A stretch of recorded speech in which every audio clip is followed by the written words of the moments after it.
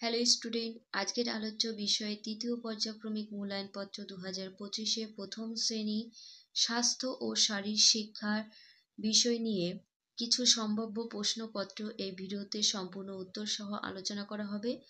ভিডিওটা প্রথম থেকে শেষ পর্যন্ত তোমাদের মনোযোগ সহকারে দেখার জন্য অনুরোধ থাকছে।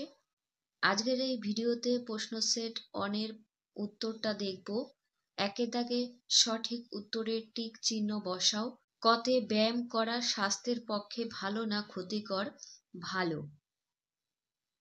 খতে বিনোদমূলক খেলা হলো ফুটবল না এক্কা দোক্কা? হবে এক্কা দোক্কা। গতে উষাকালে ভ্রমণ করা সু না কু অভ্যাস? সু অভ্যাস। ঘতে ব্রতচারী খেলা গানের ছন্দে ব্যায়ামের মাধ্যমে করা হয়। ব্রতচারী খেলা গানের ছন্দে করা হয়।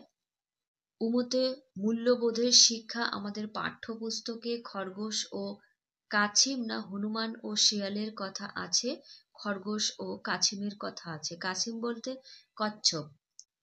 দুই দাগে ঠিক বাক্যের পাশে টিক চিহ্ন আর ভুল বাক্যের পাশে কাটা চিহ্ন দাও। চারটির জন্য 8 নম্বর রয়েছে। কতে দৌড় প্রতিযোগিতায় খরগোশ জিতেছিল, এই কথাটা মিথ্যা, তাই কাটা চিহ্ন দিবে। দৌড় প্রতিযোগিতায় কচ্ছপ জিতেছিল।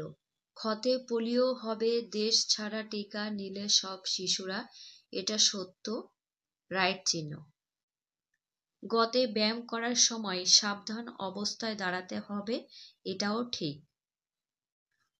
নেক্সট, ঘদাগে জিমনাস্টিক করা স্বাস্থ্যের পক্ষে ক্ষতিকারক, এটা মিথ্যা হবে। 3 দাগে সংক্ষেপে নিচের প্রশ্নের উত্তর দাও। 3 4 12 থাকছে। কতে দুটি করে সু অভ্যাস ও কু অভ্যাসের নাম লেখো। সু অভ্যাস, উষাকালে ভ্রমণ করলে মন ও শরীর সতেজ থাকবে। 2 সাবান দিয়ে শৌচের আগে ও পরে হাত ধুয়ে নিতে হবে। কু অভ্যাসগুলি হলো ঢাকা খাবার খেলে ভুগতে হবে পেটের অসুখে, আর রং দেওয়া খাবার খেলে মরতে হবে তিলে তিলে। খ নম্বরে রয়েছে এক্কা দোক্কা খেলা কিভাবে খেলতে হয়।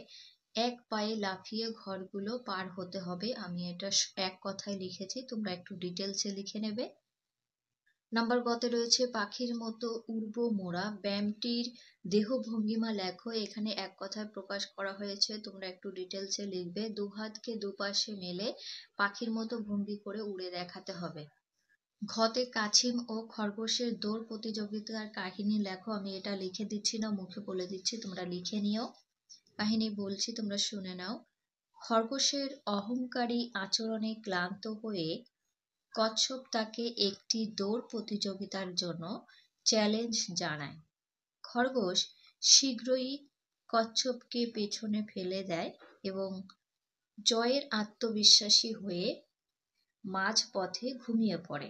খরগোশ যখন জেগে ওঠে তখন সে দেখতে পায় যে তার প্রতিযোগী অর্থাৎ কচ্ছপ ধীরে ধীরে কিন্তু স্থিরভাবে হামাগুড়ি দিয়ে তার আগে এসে পৌঁছেছে। এরপরে বিষয় শারীরিক ও মানসিক বিকাশ অর্থাৎ কলা শিক্ষা নিয়ে 30 নম্বর থাকবে। একে দাগে নিচের প্রশ্নের উত্তর দাও। একের পথে সুস্থ থাকার জন্য কি করতে হবে?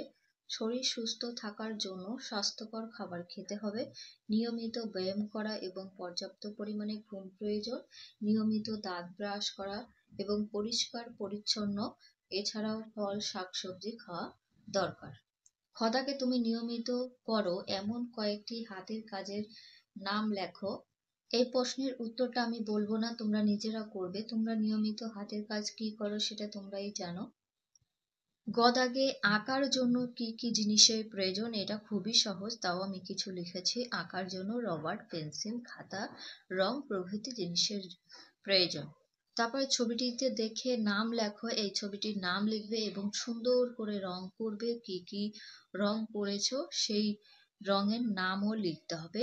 এটা আমি করে দিলাম না, ছবি আঁকার বিষয় তাই। এখানে ভিডিও শেষ করছি।